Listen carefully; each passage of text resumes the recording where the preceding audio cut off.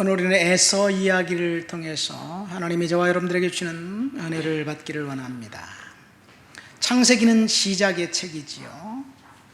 온 우주와 만물과 인간이 어떻게 시작되었는지 알려주는 것이 창세기입니다. 인간의 시작과 우주의 시작을 알 수는 없습니다. 그냥 그렇게 믿고 있는 거지요. 어떤 사람은 원숭이가 변해서 인간이 됐다고 믿고 있고, 어떤 사람은 하나님의 형상대로 창조되었다고 믿고 있습니다. 어떤 믿음이 더 인격적인 믿음이고 더 가치 있는 믿음인지 우리는 알게 됩니다. 창세기 시작의 책에 시작하면서 아브라함이라는 한 사람을 택해서 구원을 시작하십니다. 하나님이 아브라함을 일방적으로 선택했다고 우리는 그렇게 알고 있고 그렇게 들었습니다. 물론 하나님이 일방적으로 아브라함을 선택했지만 사실 아브라함의 소명 이야기는 그의 아버지 데라로 거슬러 올라갑니다. 아버지 데라가 아들과 며느리와 손주를 데리고 이제 그 갈대아 우상의 도시를 떠나 이 하나님이 가라고 약속하신 땅을 가다가 하란 땅에서 죽습니다. 그리고 거기서 장례식을 치르고 다시 그 아버지 데라의 소명을 이어받아 아브라함이 이제 약속의 땅, 하나님이 가라고 지시한 땅에 드디어 가서 도착합니다. 그런데 왜 교회에서는 아브라함이 소명을 받았다고 이야기할까요? 어쨌든 창세기 보면 그렇습니다. 그 이야기를 제가 하려는 것이 아니기 때문에 나중에 아브라함 이야기할 때 제가 다시 그런 이야기를 말씀드릴 기회가 있을 것입니다. 하나님께서 인간을 구원하시기 위해서 아브라함이라는 사람을 택하셨고 소명을 주셨습니다. 그리고 아브라함은 그 소명을 성취하는 데 있어서 기다림을 통해서 하나님의 역사를 이루십니다. 75살에 하나님으로부터 소명을 받았고 25년 동안 기다려서 독자 이삭을 출산했습니다. 그 기다리는 동안 수없이 많은 시행착오들이 있었습니다. 하나님의 약속은 이삭을 통해서 이제 이루어질 거예요. 아내 사라가 먼저 죽었습니다. 그래서 아들을 위해서 그 며느리를 이제 데리고 옵니다. 이삭이 리브가와 결혼했는데 자기처럼 아들 며느리도 아이를 낳지 못합니다. 20년 동안 아이를 낳지 못합니다. 또 기다리는 거예요. 이 기다림은 아마도 이삭에게 아들을 주시지 않은 것은 이삭을 위한 것이기도 하지만 아브라함의 소명 이야기, 아브라함을 위해서 계속해서 기다리라는 이야기가 아닌가 생각됩니다. 이 이삭은 사실 그리스도의 모형입니다. 약속대로 태어났고 기다림대로 낳고 그 다음에 또 그 모리아산에서 그 아버지가 제사를 드릴 때 순종했던 것, 그 모든 것은 그리스도의 모형입니다. 이삭이 아들을 낳지 못합니다. 그것은 아버지 아브라함에 대한 그런 그 이야기입니다. 아브라함이 끝까지 기다리는가에 대한 이야기입니다. 창세기 25장에 보면 이삭이 아들을 낳지 못하니까 아브라함이 또 헷갈렸나 봐요. 후처 그드라를 취해서 6명의 아들을 낳습니다. 그 이유는 그냥 그렇게 그런 일이 있었다라고 기술되어 있기 때문에 이유는 모르겠습니다. 아마도 아브라함이 또 한 번 믿음이 헷갈리지 않았는가 생각됩니다. 이번에는 이삭이 하나님 앞에 기도합니다. 아내가 나한테 아들을 줘라 막 윽박지릅니다. 그러니까 하나님이 이삭이 결혼한 지 20년 만에 아들을 줍니다. 그러면서 이삭에게 이런 말씀을 하셨어요. 이삭이 그의 아내가 임신하지 못함으로 그를 위하여 여호와께 간구하며 여호와께서 그의 간구를 들으셨으므로 그의 아내 리브가가 임신하였더니 그 아들들이 그 태 속에서 서로 싸우는지라. 그가 이르되 이럴 경우에는 내가 어찌할꼬 하고 가서 여호와께 묻자온대. 여호와께서 그에게 이르시되 두 국민이 내 태중에 있구나. 두 민족이 내 복중에서 붙어 나누이리라. 이 족속이 저 족속보다 강하겠고 큰 자가 어린 자를 섬기리라. 이것이 야곱과 에서의 출산 이야기입니다. 20년 동안 자녀가 없었던 그 이삭 부부에게 이삭이 기도하자 하나님이 아들을 주겠다고 약속하시면서 쌍둥이가 태어났는데 큰 자가 어린 자를 섬기리라. 둘이 복중에서부터 싸운다. 그런 이야기를 했습니다. 이 이야기는 그냥 스쳐 지나가듯이 한번 딱 언급하고 맙니다. 그러니까 이삭은 하나님이 아들 쌍둥이를 주셨고 큰 자가 어린 자를 작은 자를 섬기리라는 것을 하나님으로부터 들었고 그 이야기를 아내 리브가에게 했습니다. 그리고 아들이 태어났습니다. 쌍둥이 형제의 어린 시절 이야기가 창세기 25장에 나와 있습니다. 25장 27, 28절 말씀 한번 읽어볼까요? 창세기 25장 27, 28절 다 같이 읽습니다.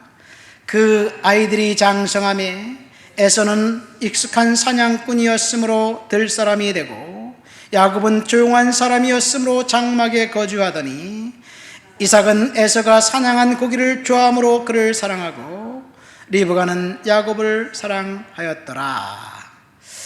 오늘 설교의 주인공은 에서입니다. 근데 에서의 굿 모델링을 이야기하는 것이 아니라 배드 모델링입니다. 에서와 같이 살지 말라는 이야기입니다. 그래서 망령된 에서, 하나님께서 그 성품 때문에 기회조차 잃어버린 것을 이야기합니다. 한 가정에 쌍둥이 아들이 있었는데 아빠는 형을 사랑했고 엄마는 동생을 사랑했습니다. 서로 각각 편애한 거지요. 이런 일이 한 가정에서 있었습니다. 이 편애가 훗날 토네이도와 같이 강력한 회오리 바람이 그 가정에 몰고 와 이제 서로 싸우고 다툼에 그리고 거짓과 속임수와 원한의 원인이 됩니다. 이삭이 아버지가 에서를 사랑한 이유는 명확합니다. 왜 에서를 사랑했습니까? 식욕 때문에 사랑했습니다. 사냥한 고기를 좋아했어요. 사냥한 육식을 좋아했습니다. 열심히 가서 사냥하고 난 다음에 이제 별미를 만나서 아버지한테 갖다 바치고 아버지와 같이 이 남자 대 남자로서 이렇게 그 땀 흘리면서 이야기한 그가 얼마나 그 아들이 대견했겠어요. 게다가 자기가 원하는 고기를 갖다가 그 별미를 만들어서 아빠한테 바치니까 그 아들이 너무나 사랑스럽고 예뻤습니다. 그 사이에 이삭은 하나님이 자신에게 주신 말씀과 언약을 까맣게 잊어버렸습니다. 그런데 리브가가 야곱을 사랑한 이유는 불명확합니다. 우리는 그렇게 들었지요, 교회에서. 야곱은 조용한 사람이고 엄마가 집에서 음식하는데 막 도와주고 마치 계집아이처럼 엄마하고 친밀하게 시간을 갖고 있으니까 당연히 엄마가 야곱을 사랑하지 않았냐? 이렇게 이야기합니다. 여러분, 그건 추정이에요. 상상이에요. 그런데 그럴 가능성은 제로입니다. 그냥 여러분 집, 우리 가정 같으면 가능해요. 엄마가 음식 만들 때, 야, 뭐 좀 갖고 와라. 그리고 딸이 없으면 아들한테 시키면 엄마 심부름 해주는 아들, 딸이 꽤 있죠. 그러나 이삭은 족장입니다. 희족 사회의 족장은 왕이에요. 조금 거슬러 올라가면 아버지 아브라함 때 이제 조카 롯과 결별하고 난 다음에 롯이 소돔성에 살고 있었는데 소돔성에 5명의 왕들이 연합해서 소돔성을 점령했어요. 그리고 그 소돔성에 살고 있었던 조카 롯이 사로잡혀 갔다는 소식을 아브라함이 들었어요. 그때 아브라함이 뭘 했는지 아세요? 집에서 키우는 병사, 가병 318명을 데리고 추격해서 이 소돔성을 점령하고 소돔성 그 백성들을 끌고 가는 그 5명의 왕들을 완전히 격파시켜 버렸어요. 그리고 소돔성 백성들을 찾아오고 탈취한 모든 물건들을 다 갖고 돌아왔어요. 그때 소돔 왕이 이 아브라함에게 치하하면서 백성들은 나한테 주고 뺏겼던 탈취물 노략물들은 다 당신이 가져라. 그래서 그런 일이 있죠. 물론 그때 멜기세덱이라는 살레망에게 11조를 드리고 살레망이 아브라함을 축복했다는 이야기가 있습니다. 여러분, 이것 볼 때 이 아브라함의 집, 이삭의 집에 분명히 수많은 병사들과 종들과 목자들과 이 사람들이 많이 있었어요. 그러면 음식은 물론 아내가 리브가가 했겠죠. 늘 아들 야곱의 손을 빌려서 심부름을 시켰을까요? 뭐 그럴 수도 있겠지만 어쨌든 그런 상황으로 볼 때 리브가가 야곱을 사랑한 이유는 하나님의 말씀 때문입니다. 하나님이 아이들이 쌍둥이가 태어날 때 큰 자가 작은 자를 섬기리라는 말씀, 하나님의 관심은, 하나님의 축복은 아버지 아브라함으로부터 이삭으로부터 이제 그 장자의 축복은 야곱에게 온다는 사실을 알았기 때문에, 하나님의 뜻을 알았기 때문에 리브가는 하나님 앞에 순종하고, 왜 남편이 이삭이 야곱에게 축복을 해줘야 되는데 왜 저렇게 곁다리를 치고 있지? 그것이 늘 못마땅했을 것입니다. 자, 어쨌든 그런 상황 속에서 오늘 본문에 보니까 그 창세기 25장에 보니까 야곱이 죽을 쓰고 있었습니다. 사실 한국 성경에 죽을 쓰고 있었다고 그러는데 영어 성경에 보면 cooking some stew예요. 스튜는 채소와 고기를 썰어서 물에 넣고 자작자작하게 끓이면서 졸이면서 하는 요리입니다. 그 고깃국, 고기 야채 스프 정도로 해석하면 되겠어요. 이 스프를 끓이고 있는데, 스튜를 끓이고 있는데 아마 거기에 들어간 고기가 빨간색 살코기였던 것 같아요. 그래서 그 붉은 것, 그냥 붉은 스튜니까 팥죽이라고 한국어 성경이 그렇게 해석한 거예요. 좀 그 붉은 죽 스튜를 좀 나한테 줘라, 나 배고파 죽겠다, 그렇게 이야기합니다. 그랬더니 대뜸 동생 야곱이 기다렸다는 듯이 이거 먹으려면 형 나한테 장자의 명분을 팔아야 되는데 이렇게 요구합니다. 배고파도 지금 기진맥진하고 있는 형, 음식을 좀 달라고 그러는 형한테 장자의 명분을 나한테 팔면 주겠다.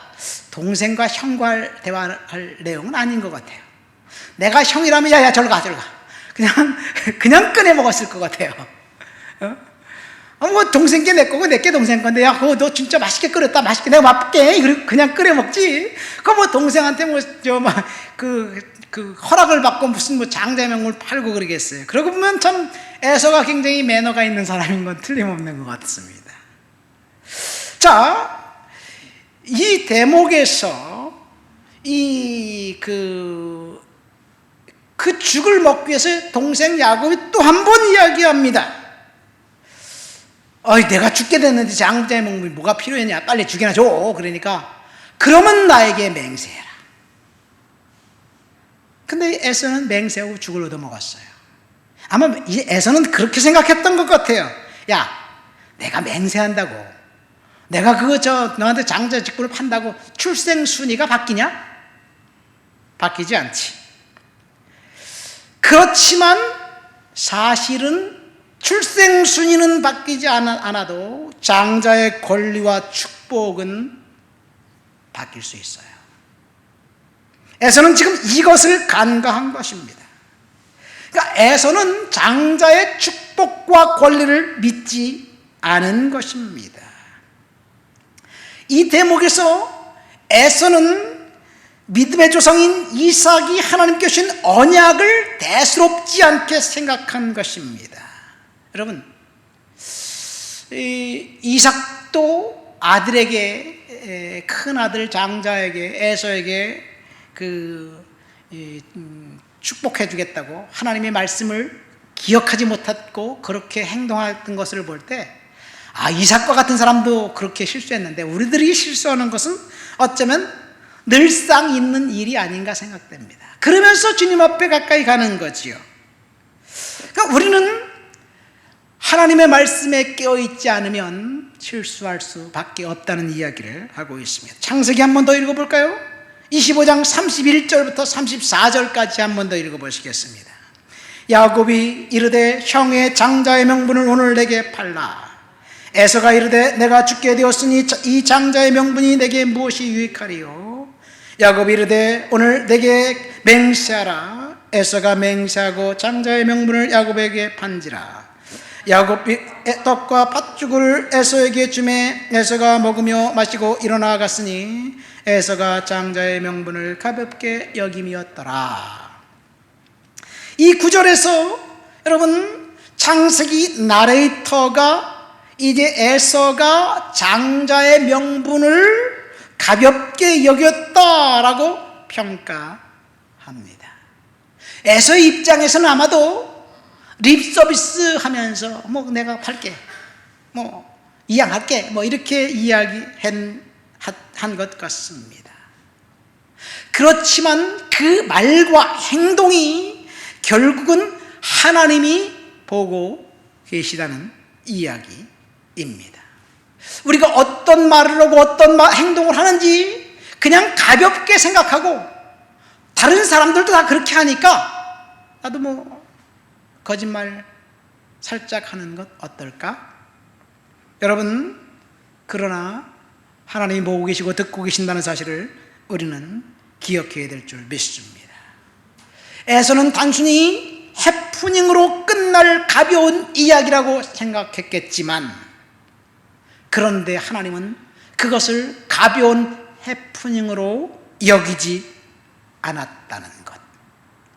에서의 그 행동은 하나님께서 주실 축복을 망각한 행위였다는 것을 우리는 성경을 통해서 알게 됩니다. 이 상황에 대해서 오늘 우리가 읽은 본문 히브리서 12장 말씀에서는 히브리서 기자가 어떻게 해석하고 있습니까? 16절 본문 17절 말씀 보세요. 음행하는 자와 혹 한 그릇 음식을 위하여 장자의 명분을 판 에서와 같이 망령된 자가 없도록 살피라. 너희가 아는 바와 같이 그가 그 후에 축복을 이어받으려고 눈물을 흘리며 구하되 버린 바가 되어 회개할 기회를 얻지 못했다. 히브리 기자의 해석을 보세요. 장자의 명분을 판 에서와 같이 망령된 자가 없도록 살피라. 여기서 망령된 자, 행동, 망령된 자가 되었다는 이야기를 하고 있습니다. 여러분, 망령이란 그 단어가 뭘까요? 망령이 뭘까? 노망도 아니고, 영어 성경에 보면요, godless. 하나님이 없는 이에요. 다시 말하면 이 망령된 자라는 말은 신성 모독이라는 단어예요. 하나님을 모독한 것이 망령입니다. 에서는 단지 배가 고파서 팥죽 한 그릇 이제 장자의 명분을 주고 받아 먹은 것, 내가 그것을 준다고 해서 장자의 명분이 바뀌는 것도 아니고 출생순위가 바뀌는 것도 아니고 동생이 요구하니까 그냥 그래 됐어 줘, 나 죽이나 먹어, 죽이나 먹을게, 그리고 가볍게 행동했던 그것이 사실은 하나님을 모독하고 멸시하는 행위였다는 것. 여러분, 하나님을 모독하고 멸시하는 행위를 의도적으로 했을까요? 그렇진 않았을 것 같습니다.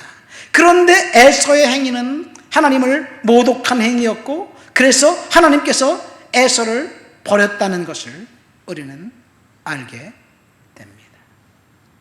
에서는 아무리 배가 고파도 그 죽 한 그릇 먹어서 죽을까요? 에너지가 떨어지면 또 짜증이 나기도 하긴 하겠지만, 여러분, 음식을 탐하는 행동이 결국 하나님까지 거부하게 되는 것입니다.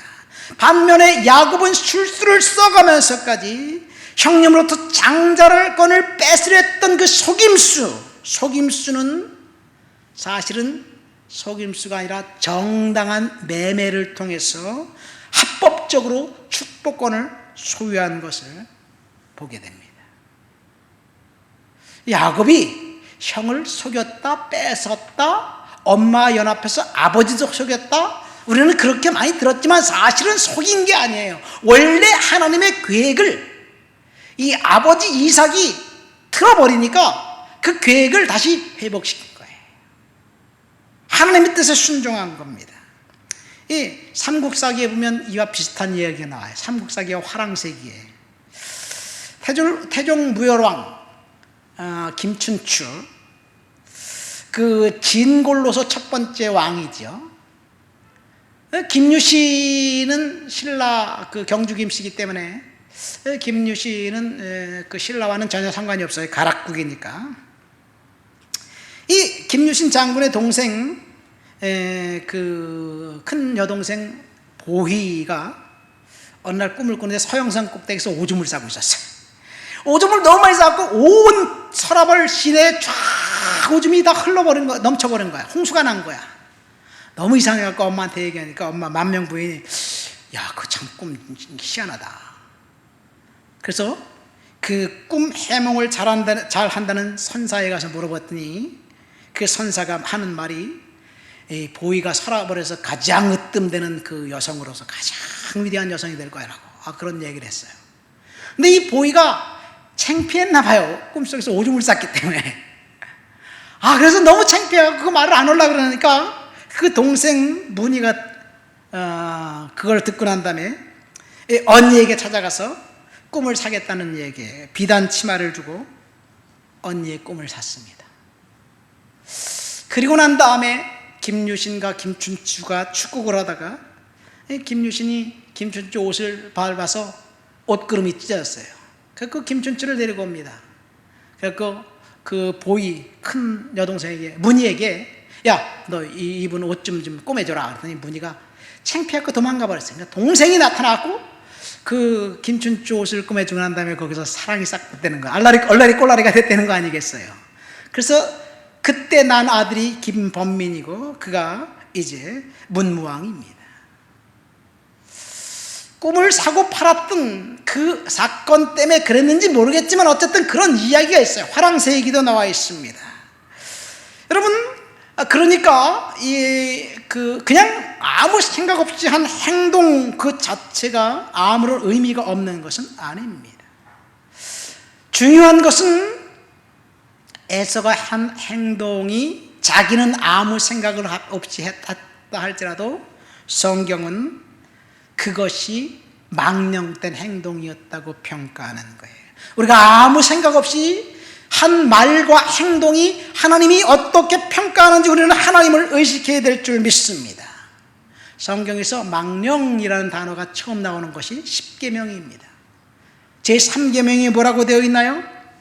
너는 내 하나님 여호와의 이름을 망령되이 부르지 말아라. 여기서 망령되이 부른다는 말이 갓레스예요.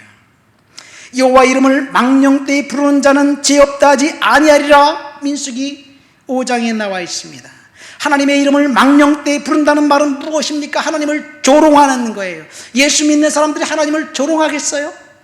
예수 믿는 사람은 하나님 조롱 안 하겠죠. 예수 믿지 않는 사람이 하나님의 이름을 조롱할까요? 조롱합니다. 하나님이 어디서 내 주먹을 믿지, 뭐 이렇게 말하는 사람들 다 하나님을 조롱하는 거예요. 의도적이든 의도적이지 않던 하나님의 이름을 조롱하면 그것이 죄가 됩니다. 그래서 하나님의 이름을 부를 때 예배 시간 하나님 이름을 부르고 하나님을 높여드리고 경배할 때 하나님 이름을 부르는 건 괜찮은데 예배 시간 외에 하나님을 높여드리는 것 외에 하나님의 이름을 부르는 것이 사실은 신성모독이 될 확률이 많습니다. 제가 유학 가서 처음에 갔는데 사람들이 갑자기 말끝마다 지저스 크라이스트 그래갖고 나는 얘네들은 예수님의 생활하나 보다. 우리는 어렸을 때 그랬잖아요. 주여. 주여 그런 말을 많이 했잖아요. 얘네들 주여의 생활하나 보다. 나중에 알고 봤더니 억양과 톤과 그 말하는 게 예수님 부를 때가 아닌데, 그랬더니 그게 욕이더라고요. 욕. 여러분, 말끝마다 예수님 부르는 거 욕입니다. 한국 사람들은 영어를 조금 하면 잘 몰라가지고 오 마이 갓 막 이렇게 외치기도 해요. 그 신성모독이에요, 사실은. 제가 제 앞에서 그러면 스톱 그런 말 하지 마. 차라리 오 마이 굿니스 그래라. 오 마이 굿니스는 괜찮다. 여러분, 그거 신성모독입니다. 지금 에서가 신성모독한 거예요.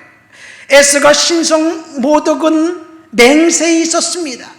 맹세하면서 팥죽 한 그릇을 얻어먹고 장자의 권한을 동생에게 넘겨줬어요. 아무런 생각 없이 그런 행동을 했을지라도 그 순간 하나님이 지켜보고 계셨고 하나님이 도장을 찍은 거예요. 그리고 그 신성모독에 대한 행동의 대가는 저주였습니다.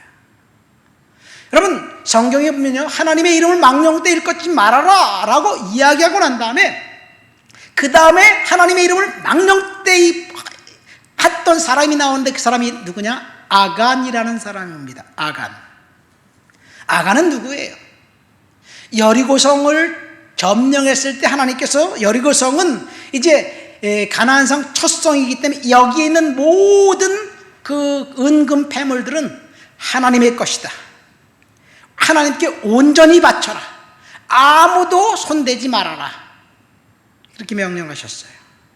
그런데 아무도 모르게, 그 누구도 알지 못하게 아간이라는 사람이 이제 그 가나안 여리고성에서 물건을 취해서 자기 집 장막에 감췄습니다. 그리고 난 다음에 아무도 몰랐어요. 조그만 성 아이성을 점령하는데 이제 아이성 전투에서 여호수아가 졌습니다. 그런데 하나님이 여호수아에게 말씀하시는 거예요. 하나님께 너희들 중에 누군가가 하나님께 바친 물건에 손대지 말라고 했는데 그 바친 물건에 손댔기 때문에 그 사람 때문에 졌다. 그래서 이제 하나님은 이 하나님께 바친 물건을 손댄 사람을 찾기 위해서 제비뽑기를 합니다. 하나님이 아간, 그 사람을 딱 지적해서 그 사람을 잡아낸 게 아니라 하나님이 아간에게 회개할 기회를 주신 거예요. 바쳐진 물건을 도둑질한 사람을 찾기 위해서 하나님이 신성한 제비뽑기를 사용하셨습니다. 여러분, 이것이 하나님의 방법이에요. 오늘날 어쩌면 우리 사회, 지금 이 사회에서 일어나는 그 일들을 보세요. 아무도 모르게 파렴치하게 행동하고 죄를 짓고 그렇고 정말 떳떳하게 사는 것 같지만 사람은 속일 수 있어도 하나님은 속일 수 없다는 것을 아간을 통해서 우리는 알게 됩니다. 하나님은 결코 속일 수 없습니다. 하나님이 죄를 드러나게 하실 그날 하나님을 망령되 했던 그 아간 때문에 그 모든 집안이 다 죽게 됩니다. 하나님을 망령되 했던 그 행동, 그 죄를 지은 사람이 하나님께서 계속해서 회개의 기회를 줄 때 회개하지 않는다면 마지막은 심판을 받을 수밖에 없습니다. 범죄자를 색출하기 위해서 거룩한 제비를 뽑습니다. 먼저 지파별로 뽑고, 다음에 족속을 뽑고, 그 다음에 가족을 뽑고, 그 다음에 남자를 뽑습니다. 마지막 아간이라는 남자가 뽑혔어요. 그 아간이 고백하잖아요. 아름다운 신할산 아름다운 외투 한 벌과 은 200세겔과 50세겔 되는 금덩이 하나를 취해서 자기 장막에 감췄다고. 그것을 보고 탐욕이 생겨서 그것을 감췄는데 하나도 쓰지 못하고 죽었어요. 죽임당했어요. 여러분, 이것이 불순종입니다. 이것이 망령된 행동입니다. 아간은 회개할 기회가 충분히 있었습니다. 그런데 회개를 거부했습니다. 그 결과 저주입니다. 그리고 이스라엘에서 악이 제거되고 그 다음에는 아이성 전투에서 승리합니다. 그 다음에 망령된 행동을 했던 사람은 사사기에 보면 이제 이 레위인의 첩 이야기 나올 때 망령된 그 행동을 했다 그래요. 이때 망령은 하나님께 망령된 것은 아니에요. 어쨌든 세 번째로 망령된 행동을 했던 사람이 사울 왕입니다. 사무엘상 13장에 보면 사울이 왕이 되고 난 다음에 두 번째 전투에서 왕이 된 지 2년이에요. 블레셋과의 전투할 때 블레셋이 쳐들어오니까 사울 왕이 하나님께 제사 드리고 예배하고 난 다음에 이제 전투에 임하자고 하는데 사무엘 선지자가 정한 시간에 오지 않습니다. 기다려도 오지 않으니까 사울 왕이 자기가 직접 번제를 하나님께 드립니다. 그런데 공교롭게도 번제 드리기를 마치자 사무엘이 도착합니다. 사울은 교만했습니다. 사울은 하나님을 두려워하지 않고 백성들을 두려워했고 블레셋의 첨단 무기와 그 병사들을 두려워했습니다. 그래서 스스로 제사장이 되어 망령되게 하나님 앞에 제사를 드렸습니다. 그 실수 때문에 사울 왕에게 하나님이 뭐라고 책망했습니까? 사무엘상 13장에 보니까 왕이 망령되게 행했습니다. 왕이 하나님의 명령에 순종하지 않았습니다. 순종하였더라면 왕의 나라가 영원히 존속했을 터인데 왕의 나라가 길지 못할 것입니다. 하나님께서 하나님의 마음에 맞는 다른 사람을 찾아서 당신의 주의를 이양할 것입니다. 여러분, 한 번 망령 때 했던, 하나님을 모독했던 그 사울, 그 행위 때문에 결국은 왕자에서 쫓겨나요. 그 즉시 쫓겨난 건 아니에요. 사울 왕이 40년 동안 왕자에 있었으니까 앞으로도 38년 동안 왕좌에 더 있을 거예요. 그러나 하나님의 마음은 변하지 않았어요. 물론 그 다음에 그 사무엘상 15장에 그 아말렉과의 전투에서 또 다시 하나님 앞에 죄를 집니다. 그래서 사울은 하나님께 결국은 이제 버림받게 됩니다. 물론 그럼에도 불구하고 이 전쟁에서 이스라엘은 승리했고 사울은 승리했습니다. 전쟁이 얼마나 치열했는지 사무엘상 13장, 14장 두 장에 걸쳐서 있습니다. 그런데 문제는 하나님께서 하나님의 이름을 망령되게 행했던 그 사람들을 이렇게 혹독하게 다룬다는 이야기예요. 그 이유는 첫 번째 아간은 탐욕과 관계된 죄를 지면서 하나님을 멸시했습니다. 그리고 사울 왕은 예배와 관련된 죄를 지면서 하나님을 멸시했습니다. 하나님을 거부하고 멸시하고 망령되 행한 사람들 결국은 죽게 됩니다. 신약에 오면 아나니와 삽비라가 하나님의 이름을 망령되 일컫다가 결국은 그가 재산을 팔아서 절반을 하나님께 드렸음에도 불구하고 죽었습니다. 중요한 것은 하나님의 이름을 망령되 일컬었던 에서는 결코 회개할 기회를 놓쳐버리자 그에게는 기회가 없었다는 것을 이야기합니다. 에서가 장자의 명분을 팥죽 한 그릇에 판 행위가 히브리서 오늘 본문은 하나님을 멸시한 망령된 행위였다고 이야기하면서 그가 눈물로 호소했으나 결코 회개할 기회를 얻지 못했다라고 이야기합니다. 그렇다면 우리가 어떻게 살아야지 망령된 행동에서 벗어날 수 있을까? 오늘 본문은 두 가지를 이야기합니다. 첫 번째 14절 말씀을 볼까요? 14절 말씀 우리 한번 다 같이 읽겠습니다. 모든 사람으로 더불어 화평함과 거룩함을 따르라. 이것이 없이는 아무도 주를 보지 못하리라. 여기서 따르라는 명령입니다. 무엇을 따르라? 따르라는 명령입니까? 화평함과 거룩함을 따르라는 이야기예요. 거룩하게 살라는 이야기입니다. 거룩은 분리와 차단을 이야기하고 있습니다. 거룩은 세상 사람들과 똑같이 살지 말라는 이야기예요. 세상 사람들이 도둑질하고 세상 사람들이 자기의 이속을 채워가면서 그렇게 살아가는 것을 보면서 상대적인 박탈감 때문에 그 사람처럼 도둑질하지 말라는 이야기입니다. 사람들이 우리를 통해서 그리스도를 발견하게 하고 싶어해요. 오늘 마더 테레사를 만났던 실론의 주지사가 있습니다. 이 실론이 지금의 스리랑카예요. 실론의 주지사가 마더 테레사에게 이렇게 찾아가서 이야기합니다. 마더, 당신도 알다시피 나는 그리스도를 사랑합니다. 그렇지만 나는 그리스도인들을 미워합니다. 그 그리스도는 사랑하는데 그리스도인들은 사랑할 수 없다는 이야기예요. 왜 그러시죠? 그리스도인들이 그리스도를 나에게 주지 않았어요. 그리스도인들이 자기 마음대로 살았기 때문에 그렇습니다. 간디도 그런 말을 했습니다. 간디가 만일 그리스도인들이 그들의 그리스도교적 삶을 충만하게 산다면 인도에는 힌두교도가 한 명도 남아있지 않을 것이다 라고 말합니다. 간디는 남아공에서 이제 공부하면서 철저한 인종차별을, 유색인종이라도 차별하는 것을 보면서 어떻게 그리스도인들이 저렇게 행동할 수 있을까? 차별을 몸서리치면서. 그렇지만 그리스도는 너무 좋았어. 인도에 들어와서 변호사를 역할하면서 새벽 4시 반이면 일어나서 복음서를 읽고 하나님 예수님 말씀을 따르기로 하고, 그는 이제 비폭력 무저항으로 영국에 저항합니다. 그가 영향을 준 사람이 마틴 루터킹 주니어 목사님이에요. 그로부터 영향을 받은 사람이 필리핀의 아키노입니다. 근데 그는 예수 믿기를 거부했습니다. 이 세상에서 가장 그리스도와 근접했던 경건한 사람이 그리스도인들의 망령된 행동 때문에 하나님을 거부하게 만듭니다. 언젠가 제가 필리핀에 갔던 적이 있었어요. 지금부터 한 10년 됐나요? 거기 갔다가 어떠한 필리핀 목사님한테 얘기를 들었어요. 어느 지역에 한국인 선교사가 와서 성적 죄에 연루됐대요. 그러니까 필리핀 교회가 발칵 뒤집혀진 거예요.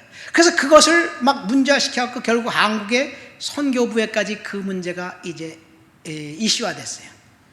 근데 한국에서 선교단체에서 와가지고 그 선교사를 조용히 무마시키고 선교사를 다른 지역으로 보내고 그 문제 삼은 필리핀 목사를 파면시켜버렸어요. 세상에 그럴 수가 있어요? 이것이 지금 크리스찬 기독교인이라고 하는 사람들의 문제입니다. 물론 제가 만났던 그 필리핀 목사님, 또 그 주변에 있었던 한국 목사님이 또 다른 한국 목사님, 그분을 도와서 이제 회복시키고 그런 일들을 하셨어요. 다 그런 게 아니지요. 예수님께서 십자가를 지시기 전날 밤 겟세마네 동산에서 뭐라고 기도했습니까? 그들을 진리로 거룩하게 하시옵소서. 아버지의 말씀은 진리니이다. 아버지께서 나를 세상에 보내신 것 같이 나도 그들을 세상에 보내었고 또 그들을 위하여 내가 나를 거룩하게 하오니 그들도 진리로 거룩하게 하옵소서. 거룩한 삶을 살도록 주님이 기도했고 우리는 거룩한 삶을 살라고 이야기하고 있습니다. 두 번째는 하나님을 두려워하는 거예요. 망령된 행동을 안 하기 위해서는 하나님을 두려워해야 됩니다. 15절 말씀 볼까요? 본문 15절 말씀을 읽어보시겠습니다. 너희는 하나님의 은혜에 이르지 못하는 자가 없도록 하고 또 쓴뿌리가 나서 괴롭게 하여 많은 사람이 이로 말미암아 더럽게 되지 않게 하며.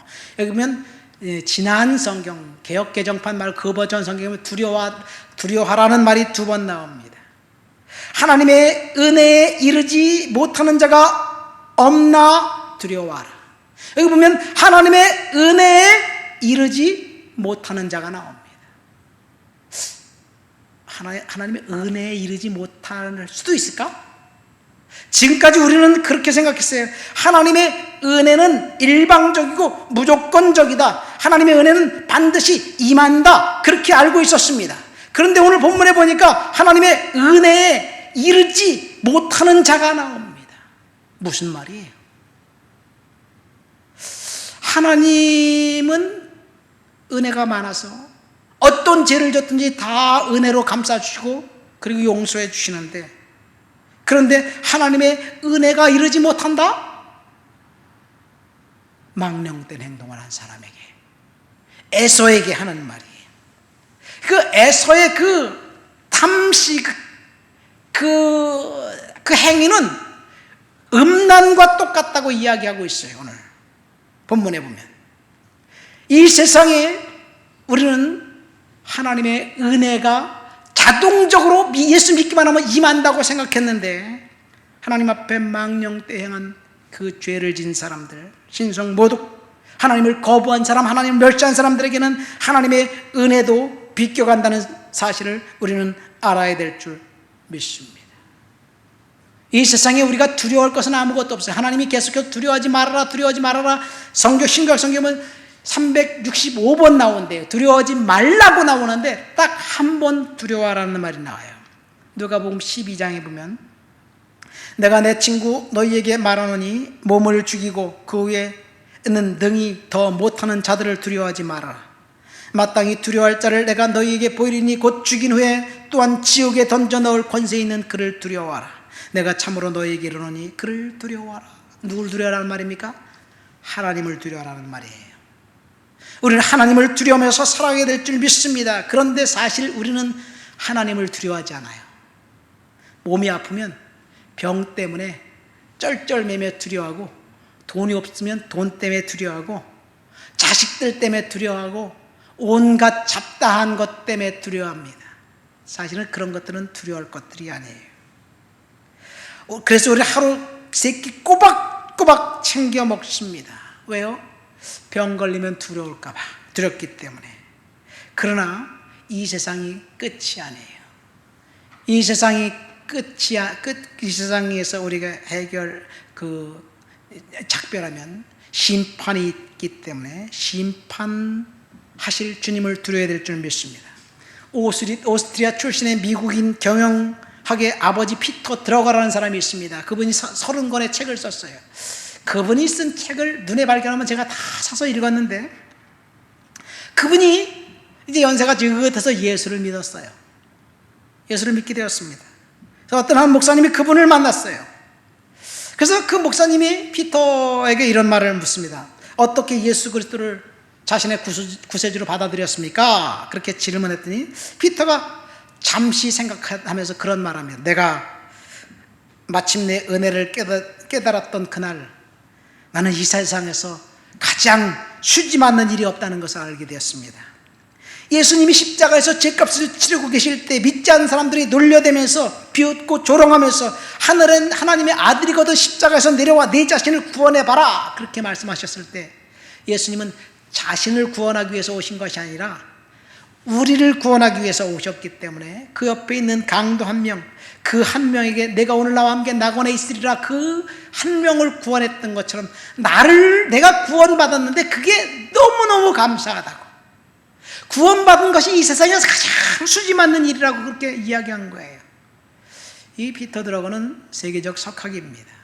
2005년도에 93세의 나이에 돌아가셨는데, 돌아가시기 직전까지 강연을 하고 돌아다녔어요. 그러면서 그가 이렇게 말합니다. 예수님에게 예라고 대답했을 때 내가 잃어버린 것이 무엇일까? 이 미국 사람들의 표현이에요. 예수님에게 예라고 대답해서 내가 죄책감을 잃어버렸고, 불안을 잊어버렸고, 목적이 없는 것을 잃어버렸고, 죽음에 대한 두려움을 잃어버렸고, 질병과 근심과 수치와 무력감을 다 잃어버렸다. 한국 사람들은 그렇게 표현 안 하는데, 예? 여러분, 예수님 앞에 예라고 했을 때 저주가 사라졌어요. 무력감도 사라졌고, 죄책감도 사라졌고, 그 어떤 저주도 우리는 사라졌습니다. 하나님의 인도 없이 혼자 지내려고 발버둥 치면서 살려고 했던 그 무거운 짐도 잃어버렸다고 그는 고백하고 있어요. 그런데 그렇게 가져가겠다는데 예수님에게 예스라고 대답하지 않을 사람이 도대체 어디 있겠냐는 이야기예요. 근데 사람들이 뻣뻣하게 예수? 그 예수가 어딨어? 내 주먹 믿지. 무식해서 그렇다, 이 얘기예요. 사람들은 자기 중심적으로 삶을 살기 때문에 주님 앞에 예스라고 하면 내 모든 저주와 질병과 모든 것들을 다 주님께서 걷어가실 것인데, 여전히 그 안에서 살려고 발버둥치는 우리의 모습이 너무나도 안타깝고 한심스럽다는 거예요.